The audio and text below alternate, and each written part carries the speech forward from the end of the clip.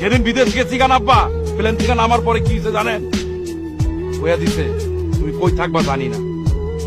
আমার তো মাথায় হাত, কই থাকুম কি করুম কিছুই জানি না আব্বা, কিচ্ছু জানি না। পলায় পলায় থাকতে হইব, কইলো যে তোমারে পলায় থাকতে হইব, তুমি কই থাকবা বলতে পারুম না। তুমি তোমার মতো রাস্তা খুঁজা লও। এই কষ্ট আর কেনা দেখে? কেউ দেখে নাই। অনেক কষ্ট করছি, পলায় পলায় চাকরিতে গেছি, পলায় পলায় কামে গেছি, আবার পলায় পলায় ঘরে আইছি।